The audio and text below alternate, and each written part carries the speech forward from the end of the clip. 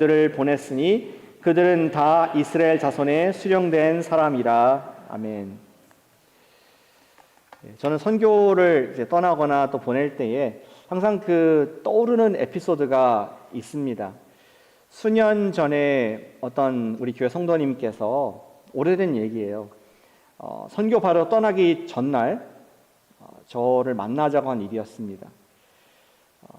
저는 개인적으로 만나자는 분들을 이렇게 좀 불안한 마음이 있습니다. 보통 이렇게 좋은 얘기는 아닐 경우가 많이 있더라고요. 근데 이분이 사진 보여주실까요? 좀 너무 진지한 것 같아서 분위기가. 그때 상황을 좀 재현해 봤는데요. 너무 진지한 얘기를 하러 저한테 오셨기 때문에 귀엽게 그려봤습니다. 근데 그분이 이런 진지한 질문을 하셨습니다. 목사님, 꼭 해외 선교를 가야 합니까? 내일 떠나는데 그런 질문을 이제 하시는 것이죠. 목사님, 그 되게 합당한 말씀하셨습니다.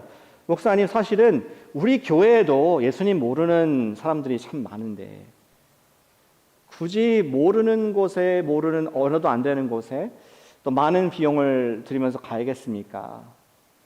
그분이 교회에서 봉사하신 분 때문에 교회 재정도 잘 알고 계셨습니다. 그래서 갈 때마다 10,000불 이상이 드는데, 아무리 팀이 작아도 교회 재정이 들어가는데, 그 돈이면은 현지에 계신 선교사님들이나 또 사역자님들에게 그 돈을 드리고 더 사역을 잘하실 수 있지 않겠습니까? 너무나 합당한 말씀을 하셔가지고 제가 말문이 순간적으로 막히는 경험을 하게 되었습니다. 그 말씀을 들으면서 그렇게 생각하실 수 있겠다. 정말 충분히 효율만 생각하면은 맞는 말씀이다. 내가 가는 것보다 거기 잘하는 분들한테 우리가 물질로 섬겨하겠습니다 할 수 있다면은 그것이 더 맞는, 앞뒤가 맞는 것이 아닌가.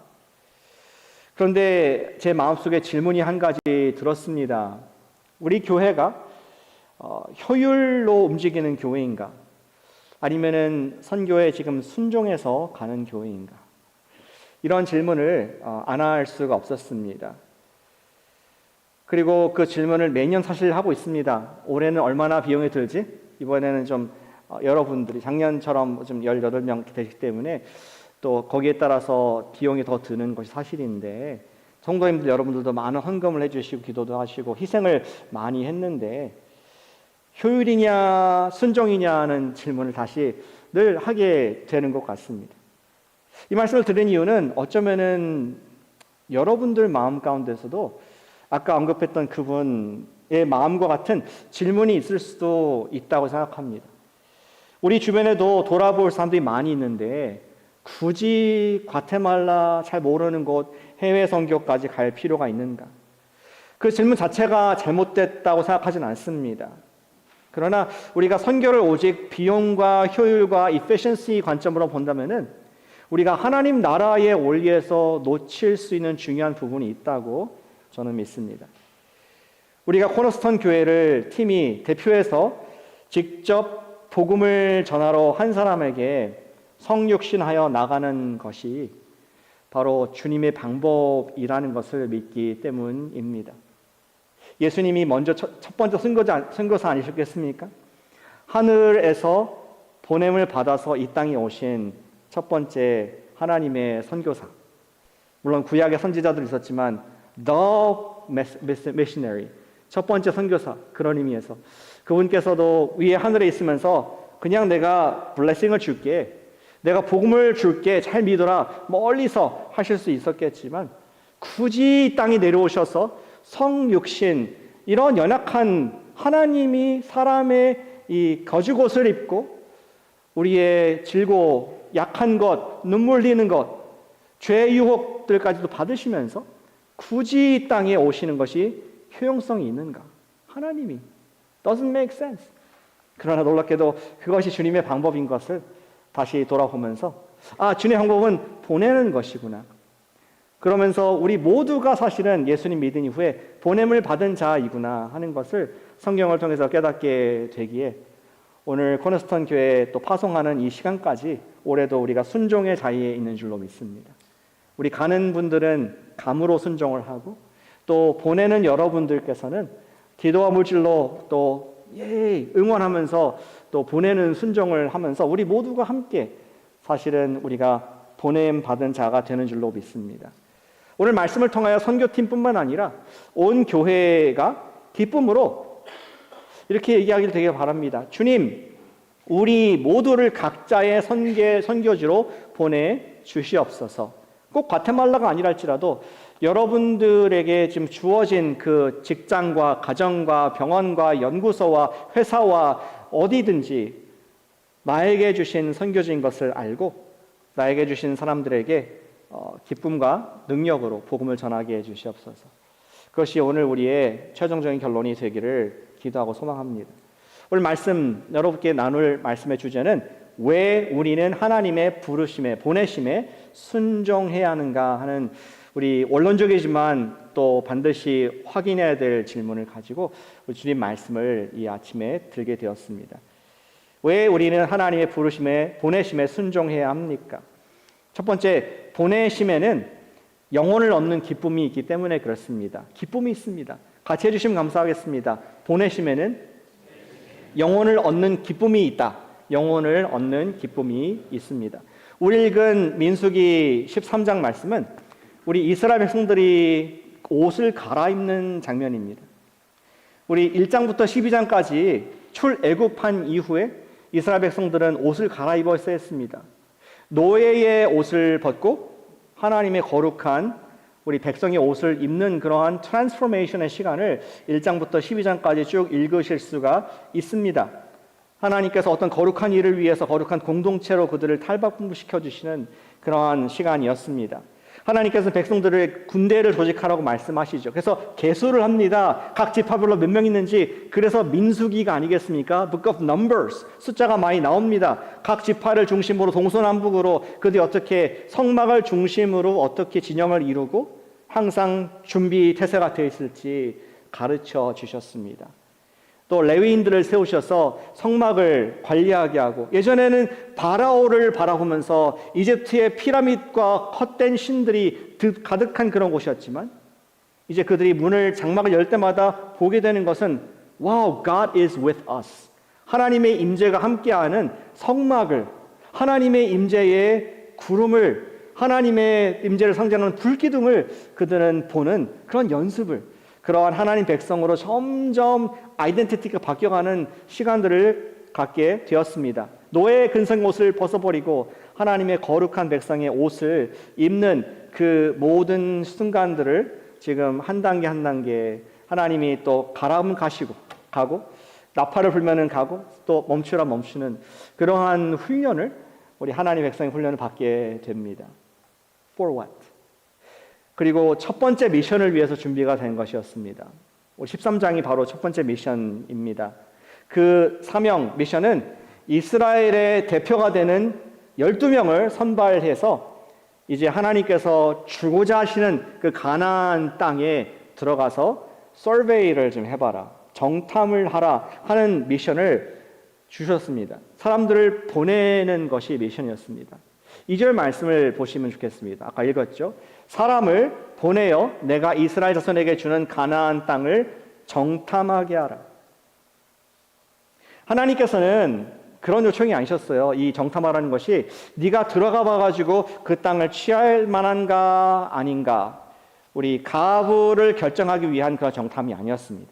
하나님께서는 주겠다, 약속이다 라고 하셨는데 어떻게 그것을 취할 것인가, 어떻게 준비할 것인가 하는 그런 strategy, 플래닝, 이러한 계획과 전략을 짜기 위한 그러한 정탐을 하라고 하나님께서 모세를 통하여 각 지파에게 명령을 하신 것이었습니다.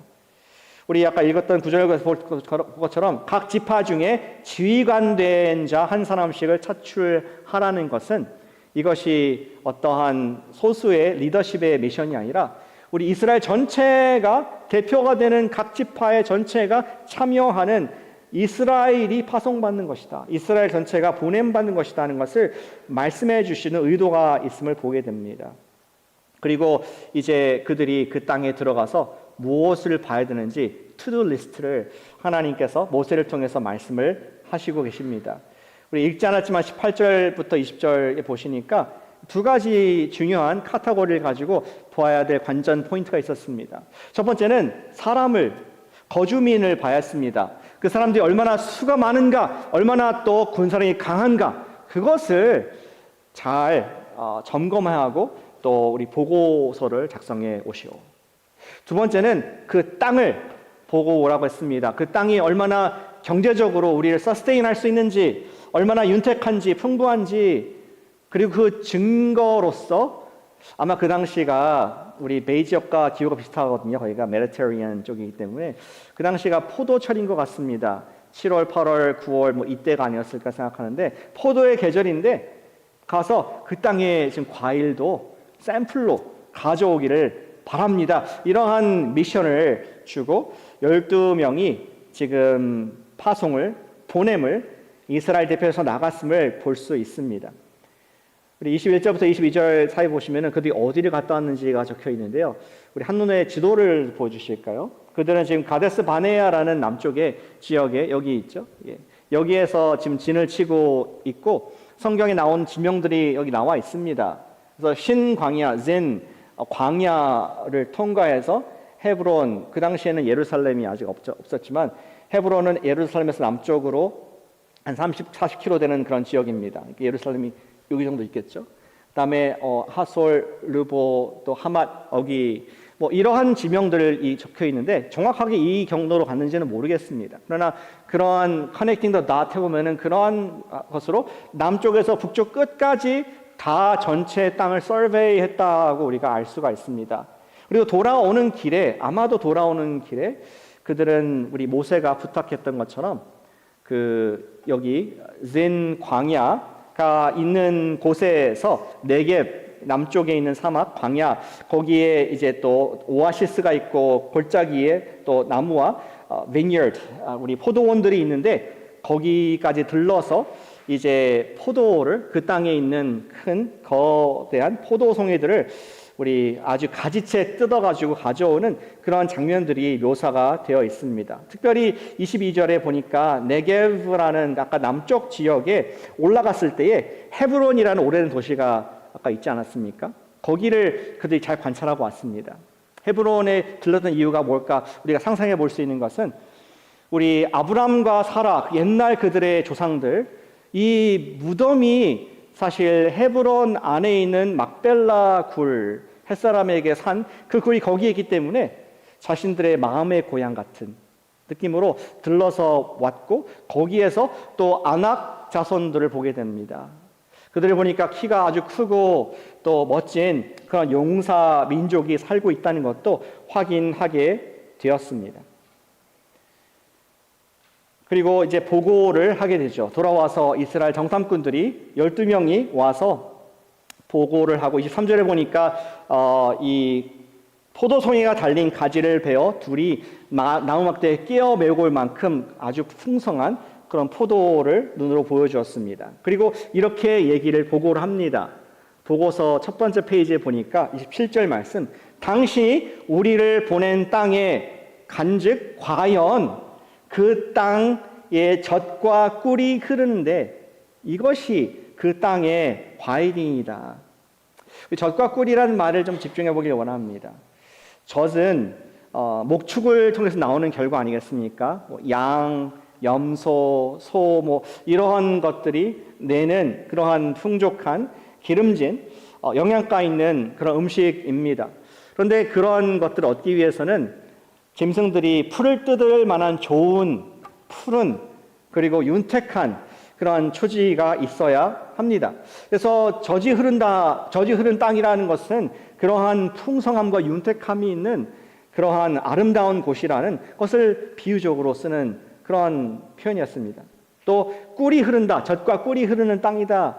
꿀이 흐른다. 그 당시에 슈거케인이 있는 건 아니고 그 당시에 시럽이 있는 것도 아니지만 아마도 우리 꿀은 야생벌의 꿀 혹은 우리 대추야자 있지 않습니까? 커스게 파는 그 마른 대추야자, palm dates 이러한 것의 달콤한 시럽을 이야기하는 것이라고 생각되는데 귀한 천연의 그러한 단맛이었습니다. 이는 풍성한 과실, 즐거움, 풍요 등을 상징하는 그러한 비유적인 상징적인 말이었습니다. 그들은 젖과 꿀이 흐르는 땅의 증거로서 우리 에스골 골짜기, 에스골이라는 말은 포도송이라는 뜻인데요. 에스골 골짜기에 포도송이가 달린 나뭇가지를 보고서에 첨부 파일로 부착을 하고 갖고 왔습니다. 즉 그들은 그 땅의 풍성함과 윤택함을 직접 보고 듣고 맛보게 된 것이었죠. 처음에 하나님께서 모세에게 사명을 주실 때부터 그 땅을 표현하기를 아름답고 광대한 젖과 꿀이 흐르는 땅이라고 말씀하셨습니다. 그 표현이 참 마음에 다가오지 않습니까? 그냥 가나안 땅이다, 헷 족속, 브리스 족속, 뭐 블레스 족속이 있는 땅이라고 하지 않고 젖과 꿀이 흐르는 땅이다. 하나님께서 애칭을 이렇게 불러 주셨습니다. 우리 아연이가 태명이 뭐였습니까? 쑥쑥이. 이건 아빠만 알 수 있는 이름이 아니겠습니까? 쑥쑥이. 지금 쑥쑥 자라고 있는데 하나님께서도 쑥쑥이 땅이다. 예를 들어 이 가나안 땅은 젖과 꿀을 흐르는 땅이다 라는 아주 독특한 하나님의 트레이드 마크가 있는 표현을 쓰셨던 것입니다. 이 표현은 우리 민수기가 처음이 아니라 사실은 하나님께서 모세를 처음 가나안 땅으로 우리 출애굽을 시키겠다, 내가 너를 통하여서 민족이 나의 거룩한 백성 되게 하시겠다 하는 가시떨기 나무에서의 약속에서부터 시작되었습니다. 출애굽기 3장 8절 말씀을 보여주시면은 거기 이렇게 돼 있죠. 내가 내려가서 그들을 애굽인의 손에서 건져내고 그들을 그 땅에서 인도하여 아름답고 광대한 땅, 젖과 꿀이 흐르는 땅 곧 가나안 족속, 헷 족속, 아모리, 브리스, 히위, 여부스 지방에 데려가려 하노라. 하나님의 처음부터 마스터 블루프린트가, 그분의 계획은 젖과 꿀이 흐르는 가나안 땅으로 가는 것이었습니다. 그런데 주목할 것은 12 정탐꾼들이 그 용어 그대로 보고서에 썼다는 것입니다. 12 정탐꾼들이 그대로 사용을 표현해 주고 있습니다. 과일을 갖고 오면서 컨펌해 준 것은 전원이 하나님의 선하신 약속이 사실임을 인정하는 믿음의 표현이었습니다. 그들은 말로 보고한 것뿐만 아니라 향으로, 맛으로 하나님의 선하심을, 하나님의 신실하심, 그리고 풍성하심을 show and tell, 우리 보여준 것이었습니다. 중요한 교훈을 얻게 됩니다. 하나님의 보내심은, 하나님의 우리의 보내심은 궁극적으로 항상 선한 결과를 가져온다는 것을 믿으시기를 축복합니다. 제가 궁극적이라고 했습니다. 우유국적에 있었지만 선하신 하나님께서 God is good all the time. 선하신 하나님께서는 우리에게 궁극적으로 보내신 우리에게 선한 열매를 주시는 분이신 줄로 저는 믿습니다. 그것이 신약에서도 보여주신 예수님이 오신 이유이고 그분의 양된 우리에게 주신 약속의 말씀입니다. 잘 아시는 말씀, 요한복음 10장에 목자와 양의 비유가 나오죠. 10장 10절 말씀 같이 읽어보실까요? 뒤 화면에 있죠. 같이 읽겠습니다. 내가 온 것은 양으로 생명을 얻고 더 풍성히 얻게 하려 하는 것이라. 아멘. Abundant life. 예수님께서는 조금 우리 삶을 좀 편해주게, 조금 마음 평안을 얻기 위해서, 조금 더 오래 살도록, 조금 인간관계 더 좋아지도록 하기 위한 것이 아니라 우리에게 이전에 없었던 레벨의 풍성한 abundant life를, 기쁨과 감격과 삶의 이유와 목적과 동기를 주기 위한, 그리고 영원한 삶을 주기 위해서 오셨다. 그러한 분이 하나님이시다 하는 것을 신약과 구약을 통해서 우리에게 확인시켜주고 있습니다. 우리는 하나님께서는 풍성한 분이심을 자연을 통해서도 알 수 있지 않습니까? 우리가 매일 먹는 그 쌀, 벼 한 알을 심으면 한 알만 거두는 것이 아니죠. 수천 개의 작은 쌀알들이 맺히게 됩니다. 또한 수박 하나를 먹으면은 그 안에는 수백 개의 수백씨가 있지 않습니까? 요즘에는 물론 seedless watermelon도 있어서 잘 감이 안 올 수도 있겠지만 하나님은 그것을 하나를 만드시고 그 씨가 떨어져가지고 수백 개의 수박이 나오게 하신 것이 그분의 처음부터 디자인이신 것을 우리는 그가 That's who he is, 그러한 풍성하신 은혜로우신 하나님인 것을 우리가 믿고 있는 줄로 믿습니다. 하나님께서는 이스라엘 백성들을 가나안으로 보내시면은 풍성함의 기쁨을 맛보게 하기 위함이셨습니다. 이런 원리를 똑같이 신약에도 적용할 수 있습니다. 예수님께서는 당신의 제자들을 세상에 보내실 때, 저와 여러분들을 포함한 예수님의 처음 제자들을 세상에 보내실 때에도 제자된 우리가 많은 결실을 맺게 될 것을 기대하셨고 그런 능력을 주셨습니다. 예수님께서 우리를 통하여 기대하시는 많은 결실은 무엇입니까? 돈을 많이 벌어라, 또 영예를 확장해라, 가나안 땅을 정복하라가 아니라 우리 직접적으로 주신 명령은 가서 영혼 구원하라. 하나님께서는 여러분들을 통해서 나를 통해서 제자가 재생산되고 또 수많은 결실을 하나님 나라 확장되기를 원하시는 것이 그분의 뜻이고 그분의 마스터 블루프린트 플랜인 줄로 믿습니다. 처음 예수님께서 제자를 삼으실 때에 찾아오신 제자가 베드로 아니었습니까? 근데 참 이상한 사건입니다. 생각해 보면은 제자 베드로가 아직 제자가 아니겠죠. 그가 갈릴리 호수에서 물고기를 잡고 있다가 실패했지 않습니까? 예수님이 배에 올라가서 우리 베드로에게 하십니다. 깊은 데로 그물을 내려라. 그러자 반신반의하죠. 뭐 랍비 선생님이 물고기에 대해서 뭐 좀 아시나? 그러나 말씀에 순종해서 내리겠습니다. 그렇게 순종했습니다. 그러자 놀라운 일이 벌어졌습니다. 정말 우리 그물이 찢어질 정도로 2배에 실어야 될 만큼 엄청난 많은 물고기가 잡히게 되자 베드로가 놀라면 사는 말이 주여 저를 떠나가시옵소서 저는 죄인입니다. 정말 저는 당신과 상관할 수 없는 그런 사람입니다. 주님을 적극적으로 거부하는 베드로의 모습 보게 됩니다. 그때 예수님께서 그를 invite 앞으로 내가 널 보내겠다 하시면서 하신 구절이 누가복음 5장 10절 말씀입니다. 예수님께서 시몬에게 이르시되 무서워 말라. From now on, 이제 후로는 네가 사람을 취하리라. 이상하죠? 그 말을 하자마자 베드로는 다 그물 내려놓고 배 버리고 아버지 버리고 다 예수님을 따라가게 됩니다. What happened? 베드로는 1+1을 연결한 것입니다. 지금 앞에서 내가 감당할 수 없을 만큼 찢어질 만큼 많은 물고기를 주시는 그 풍성한 랍비께서 나를 새로운 사명으로 보내시는구나. 이렇게 하실 수 있는 분이 랍비 선생님, 아니 하나님의 사람이 나를 사람을 낚는 일을 하겠다 하실 때는 이런 많은 열매를 주시겠구나. 베드로는 주저하지 않고 바로 예수님께서 그를 향하신 보내시는 자의 비전을 마음의 아멘으로 품게 되었습니다. 예수님의 보내심에는 영혼을 얻는 기쁨이 여러분들에게 예비된 줄로 믿으시기를 축복합니다. 저는 하나님께서 우리를 선교지로 보내실 때마다 큰 기쁨을 누립니다. 물론 일이 쉽지는 않습니다. 아침 6시에 시작해요. 일과가. 시작해가지고 올해 같은 경우에 이제 밤 9시 늦게까지 끝날 계획인데요. 일이 많습니다. 많은 사람들을 만나고 섬긴다는 것이 사람을 상대하는 것이 가장 사실 피곤하지 않습니까? 저같이 내성적인 성격은 더 이제 맨케이브가 필요한데 숨을 데가 없어요. 그래서 일주일 동안 만나야 됩니다. 그런데 우리 기도팀, 전도팀이 하루에 수십 명을 기도를 들어줍니다. 보면서 상담하시는 분들은 진짜 힘들겠다. 수십 명의 기도 제목을 듣고 기도해드리고 나중에 입에서 막 단내가 나요. 그리고 진짜 땀이 거기가 더워서가 아니라 너무 이 말을 많이 하고 목이 실종돼가지고 막 땀이 날 정도가 됩니다. 그럼에도 불구하고 또 가게 되는 것은 선교지에서 기도하기 전에 복음을 전하면은 수많은 사람들이 큰 은혜를 받고 기꺼이 예수님 영접하는 일들이 예수님 내가 믿겠습니다. 영접의 초청에 응하는 분들이 많기 때문입니다.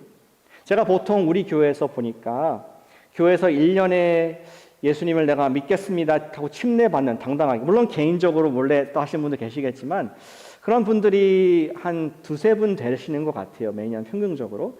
근데 그곳에서는 하루에 15에서 20명 정도가 예수님을 믿는 것을 보면서 참 마음에 기쁨과 감격이 있습니다. 하나님께서는 우리를 영적인 필요가 많은 곳으로 보내셔서 우리가 갔을 때에 영혼 구원의 기쁨을 누리게 하기 위해서 우리를 그곳에 보내셨구나 하는 것을 매년 깨닫게 됩니다. 올해에도 그러한 기쁨이 있을 줄로 믿습니다. 여러분들이 기도해 주시기 때문에 그런 줄로 믿습니다. 그리고 장래 같은 분들도 그 이유 때문에 힘들지만 영혼 구원의 그 기쁨과 풍성함과 하나님이 역사하신다는 그것을 보는 그 은혜에 그것이 상급이 되어서 가고 또 주님의 일에 계속 쓰임받는 줄로 믿습니다. 하나님께서는 성도 여러분, 우리 선교팀만 아니라 우리 각자를 삶의 선교사로 보내신 줄로 믿으시기를 축복합니다. 여러분들이 계신 그 직장, 여러분이 계신 그 가정, 여러분들이 계시는 그 병원, 여러분들이 지금 일하시는 그 연구소, 그 학교가 여러분들의 기도 응답 아니었습니까? 하나님께서 나에게 주신 배우자로 만든 가정, 나에게 주신 우리 자녀들, 하나님이 응답하신 기도 제목, 나에게 어폴레를 받게 하시는 하나님의 역사하신, 나에게 이러한 자리를 주신 하나님의 섬세하신 역사를 우리는 기도 응답인 것을 잊지 않길 원합니다. 그렇다면 주님께서는 우리를 그곳에 파송하신 것입니다. 보내신 것입니다. 우리는 주일에는 우리가 예배로 이렇게 gather together 모이지만 주중에는 각자 주님이 보냄을 받고 삶의 선교사로 가게 되는 줄로 믿습니다. 하나님께서는 이번 주 한 주간 동안 성도님을 통하여서 만나기 원하시는 한 사람을 떠올려 보시길 바랍니다. 저는 그분을 만날 수가 없어요. 여러분들만 그 자리에 있는 여러분들만이 그분을 만날 수 있습니다. 하나님께서 선택하신 귀한 선교사님이십니다. 그분을 떠올려 보시기 바랍니다. 내가 어떠한 섬김을, 내가 어떠한 사랑을, 내가 어떠한 예수님의 본을, 내가 어떠한 복음을 전파함으로 이 영혼에게 주님의 하나님 나라를 나눌 수 있을까? 그 한 가지가 무엇인가? 실천할 것이 무엇인가? 그것을 내 마음에 품는 것이 오늘 주님의 마음을, 이 글을 주신 주님의 마음을 시원케 하는 우리 자녀의 행동인 줄로 믿습니다. 주님께서는 보내심에는 영혼을 얻는 풍성한 기쁨이 있는 줄로 믿습니다. 혹시 우리의 자리가 너무 식상해지지 않았습니까? 월요일날 내 출근하는 자리, 월요일날 내가 하는 루틴, 하나님께서 나에게 보내신 자리인 것을 회복하면서 영혼 구원을 위해서 주님의 보내심과 사명을 감당하여서 추수의 기쁨을 누리시는 여러분 제가 되시기를 축복합니다. 왜 우리는 주님의 부르심에, 보내심에 순종해야 됩니까? 주님께서 영혼 구원의 즐거움을, 기쁨을 주시기 때문인 줄로 믿습니다. 두 번째, 우리가 왜 하나님의 보내심에 순종해야 됩니까? 두 번째는 보내심에는 하나님의 능력을, 하나님을 경험하는 능력이 있기 때문입니다. 같이 해주시면 감사하겠습니다. 보내심에는 하나님을 경험하는 능력이 있다. 하나님을 경험하는 능력, 파워가 따라오기 때문에 우리는 보내심에 순종하게 됩니다. 오늘 12 정탐꾼들은 26절에서 보니까 가데스로 돌아와 모세, 아론과 이스라엘 자손 앞에서 은혜롭고 긍정적인 보고하는 시간을 가졌습니다. 과연 젖과 꿀 흐르는 이 포도, 하나님께서 약속하신 땅은 참 좋습니다. 그런데 그것은 보고의 25%밖에 되지 않았습니다. 나머지 75%는 이어서 28절 이하에 사람들의 마음에 큰 두려움을 주는 네게티브한 보고와 그 땅에 대한 악평을 하는 모습을 우리 그대로 기록해 주고 있습니다. 28절에 그 땅 거민은 강하고 성읍은 견고하고 힘이 큰 뿐만 아니라 거기서 아낙 자손을 보았습니다. 31절에서도 우리는 능히 올라가서 그 백성을 치지 못할 것입니다. 그들은 우리보다 강합니다.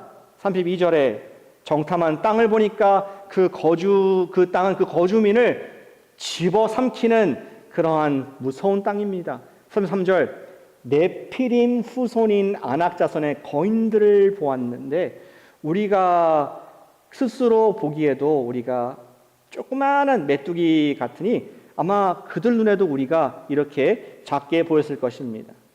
정탐꾼들은 그 땅의 사람들의 사이즈를 보면서 큰 두려움을 느꼈고 그들은 말하기를 능히 올라가서 그 백성을 차지하지 못하리라.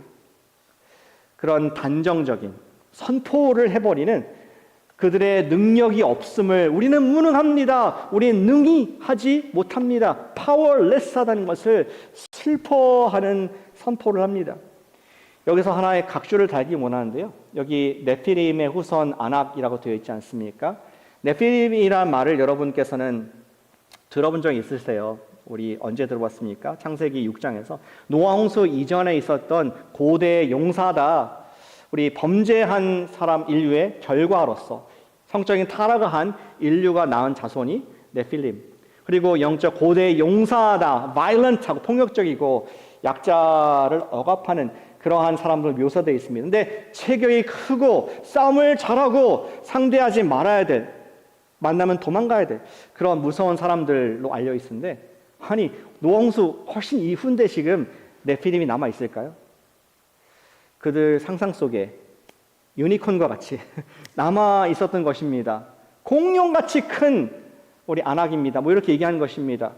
아낙, 우리 네필림은 존재하지 않았습니다. 그러나 그들 마음속에 이미 엄청난 두려움이 거인과 같이, 큰 등치가 큰 거인과 같이 엄습해 있었기 때문에 그 보고서를 듣는 동료 사람들에게 근거가 없는 두려움을 전달하는 그런 어처구니 없는 죄를 짓는 결과를 가져다 주었습니다. 심지어 나는 메뚜기 같습니다. 겸손한 표현이 아니라 메뚜기 컴플렉스, 그들의 무능함을 스스로 선포해 버린 것이었습니다.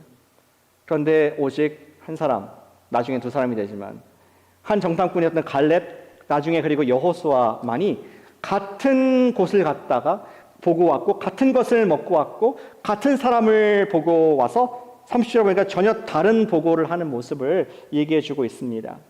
갈렙 외에 10명의 정탐꾼들이 거인들과 견고한 성읍들을 보면서 백성들의 마음에 fear, 두려움을 줄 때에 갈렙은 전혀 다른 말을 하는 것을 우리 발견할 수가 있습니다. 30절에 갈렙이 얘기하죠. 모든 백성, 모세 앞에서 백성들을 조용히 하세요. 그렇게 그런 네게타만 하지 마시기 바랍니다. 이르되 우리가 곧 올라가서 그 땅을 취하자 능히 이기리라. 원래 좀 이렇게 멋있는 사람은 말이 짧아요, 그렇죠? 그 뒤에는 뭐 메뚜기 같다, 뭐 집어 삼킨다, 뭐 거인 같다. 근데 뭐 갈렙은 우리가 능히 할 수 있다. Let's go. 한마디로 딱 끝내버리는 그런 멋있는 모습을 보게 됩니다. 이 한마디가 갈렙을 다른 정탐꾼들과 근본적으로 구별해 주었는데, 어떻게 우리 갈렙이 그렇게 혼자 얘기할 수 있었을까요? 답은 간단합니다. 갈렙의 시선이었습니다. 갈렙의 시선은 눈앞의 현실이 아니라 하나님께서 그들에게 처음부터 주셨던 약속을 향하고 있었기 때문입니다. 젖과 꿀을 얘기했던 나머지 12명과 똑같이 그 젖과 꿀이 흐르는 땅이 쟤네들 땅이 아니라 우리에게 주신 것이다. 그 약속을 크게 보고 있었던 것입니다. 정탐꾼들은 반면에 자신들의 한계를 바라보고 있습니다. 우리의 힘의 능력, 우리 군사력, 우리는 올라갈 수 없습니다. 그들은 우리보다 stronger than us. 강한 자에 덤비는 것은 어리석은 것입니다. 그들의 보고서에는 하나님이 하실 일에 대한 기대가 1도 없고 0도 없었습니다. 다시 말해서 10명의 정탐꾼들은 큰 아낙자손의 능력을 보았고, 우리 갈렙은 더 크신 하나님의 능력을 본 줄로 믿습니다. 이 두 편의 말에 모두 사실이 있었습니다. 하나님께서 젖과 꿀이 흐르는 그 풍성한 땅을 주시겠다 약속한 것도 사실이었고, 그 땅의 주민들이 강한 것도 사실이었습니다. 사실이 문제가 아니라 어떻게 해석을 하느냐, 기준이 무엇이냐, 기준이 나인가, 기준이 약속을 주신 나를 보내신 분이신가. 갈렙은 나를 보내신 하나님의 기준으로 보았고, 정탐꾼은 자신들의 눈높이로 우리는 메뚜기다, 이렇게 기준을 다르게 보고 해석을 전혀 180도 다르게 한 것이었습니다. 이런 것이 믿음인 줄로 믿습니다. 갈렙이 저와 여러분들에게 오늘도 믿음을 선포하고 있는 줄 믿습니다. 믿음은 단순히 감정이 아닙니다. 믿음은 내 눈에 보이는 현실보다 하나님의 말씀을 더 신뢰하기로 선택하는 것이 우리 믿음의 액티브한 순종인 줄로 믿습니다. 그래서 갈렙은 그 땅을 끝까지 좋은 땅입니다 라고 얘기했고, 우리 10명의 정탐꾼들은 끝까지 나쁜 악한 땅입니다, 이렇게 정반대의 다이그노시스를 하게 된 것이었습니다. 결국 믿음은 하나님의 선하심을 신뢰하며 그분의 선물을 기대하는 삶이고, 불신앙은 현재의 어려움을 바라보면서 핑계가 필요하잖아요. 악평을 하면서 결국에는 하나님께 원망을 하는 것이 불신의 태도인 것입니다. 우리의 현실보다 더 큰 일을 우리 앞에 있을 때 우리는 그것이 하나님께서 보여주셨을 때 우리는 그것을 취하기 위해서는 반드시 믿음이라는 글러브가 필요합니다. 자, 이런 질문을 드릴게요. 성도님들은 2주 전에 우리가 베네수엘라 지진 구호 헌금을 하십시다 말씀을 드렸을 때 어떤 생각이 드셨습니까? 목사님이 얘기하니까 그냥 순종해야겠다. 그런 분들이 대부분이었어 생각합니다. 그런데 또 한편에서는 그런 마음이 있을 수 있었습니다. 우리가 뭔데 그런 엄청난 재난을 당한 국가도 지 못하는 수천 명의 사람들을 도울 수 있을까? 뭐 몇 푼 헌금한다고 해서 어떤 힘이 될까? 혹시 그런 생각을 하지 않으셨습니까? 사실 이 세상에 많은 사람들이 엄두를 내지 못할 대규모의 비극적인 그러한 사건이었습니다. 그러나 우리 교회를 포함하여서 수많은 교단들이 이 일에 동참하는 것을 보면서 놀랐습니다. 그 필요가 있을 때에 그 부르심에 응답을 하는 많은 크리스천들이 있음을 보면서 감사하는 생각 들었습니다. 한 국가가 해야 될 구호의 일들을 그리스도인이 동참하고 있다는 것. 이것이 어떻게 가능한가?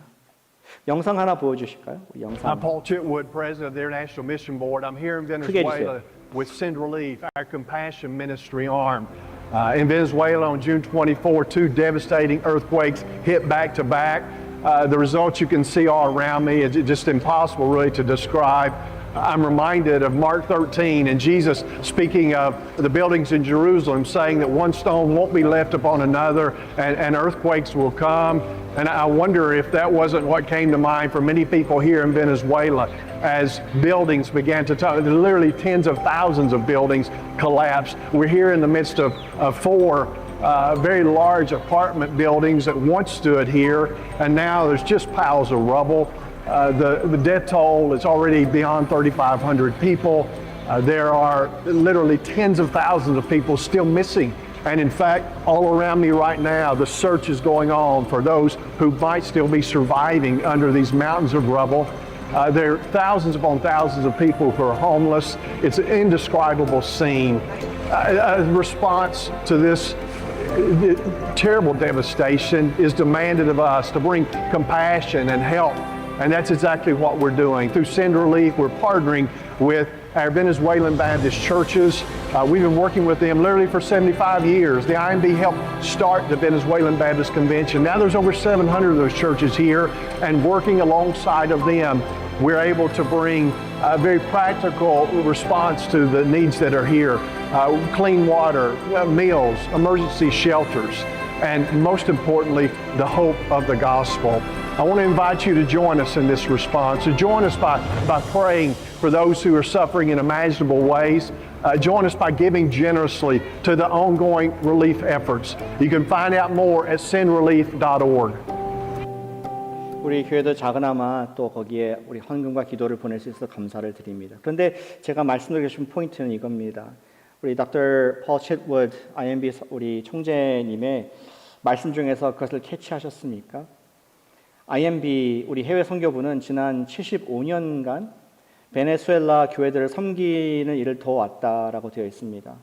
그래서 이제 그 열매로 성장한 700교회의 베네수엘라 침례 교회들과 파트너십을 가지고 국가적인 재난 가운데에 함께 놀라운 일들을 구호를 힘을 복음을 증거하고 있다는 얘기가 참 감동이 됩니다.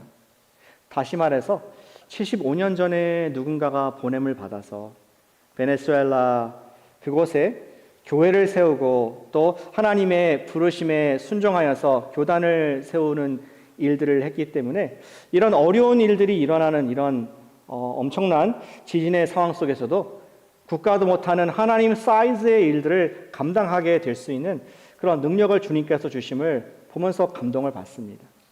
하나님 보내시며 동참할 때에 우리의 힘으로 하는 것이 아니라 하나님의 능력을 받게 되고 그것을 통해서 하나님 사이즈, 그 말씀 좋습니다. God-sized miracles. 하나님 크기의 일들이 벌어지는 간증을 우리는 경험하게 될 줄로 믿으시길 축복합니다. 그것이 예수님의 약속이었습니다. 사도행전 1장 8절 말씀 한번 띄워주시면은 같이 읽어볼까요? 우리 중간은 상약했지만 같이 읽겠습니다. 오직 성령이 너희에게 임하시면 너희가 권능을 받고 땅끝까지 이르러 내 증인이 되리라 하시니라. 아멘. 예수님께서 우리를 보내실 때, 여러분들을 직장으로, 여러분들을 선교지로 보내실 때에는 빈손으로 보내지 않으시고 오직 성령이 너희에게 임하시면 너희가 뭘 받는다고요?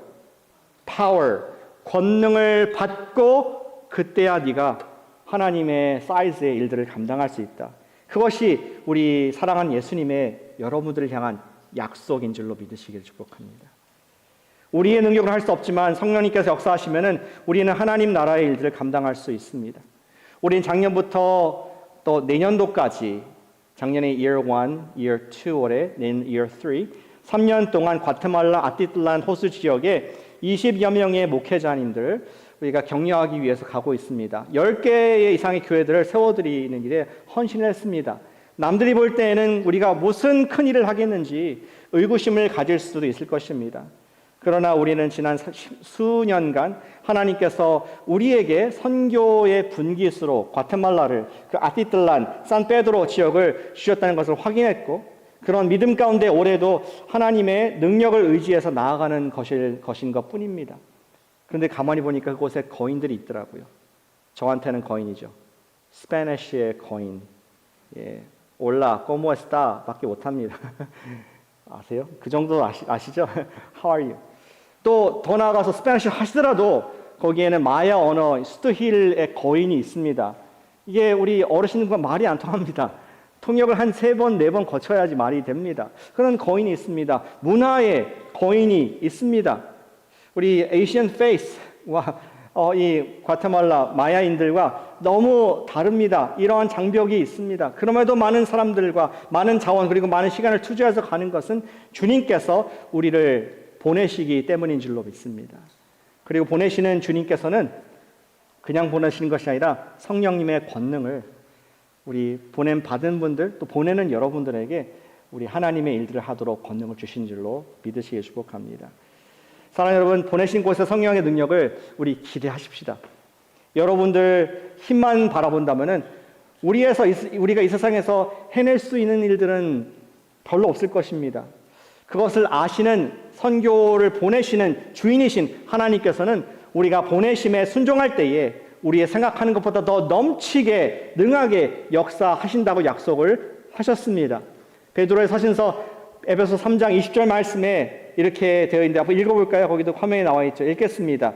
우리 가운데서 역사하시는 능력대로 우리가 구하거나 생각하는 모든 것에 더 넘치도록 능히 하실 이에게 세토록 무궁한 영광이 있을지어다. 아멘. 바울이 그렇게 기도를 하고 있습니다. 우리 각자 처한 곳에서 하나님께서 보내신 그곳이 내 선교지인 것을 다시 한번 확신하며 보내신 곳에서 이번 주에도 성령님께서 역사하실 능력을 기대하십시다. 우리 많은 경우에 열매가 적고 능력이 없는 것은 내가 누구의 보냄을 받았다는 것을 잊어버리기 때문입니다. It's not my mission, it's His mission. 나를 그곳에 보내셨고 영광도 그분이 받으실 것을 기대하는 가운데 주님을 소망합니다. 주님 새로운 일들을 위대하신 일들을 우리가 소망하는 가운데 위대한 일들을 시도하겠습니다. 그러한 우리 사명자, 보냄받은 자의 간증과 또 우리 기쁨과 능력을 얻으시는 우리 코너스톤 교회 되시기를 주님의 이름으로 축복합니다. 아멘. 기도하시겠습니다.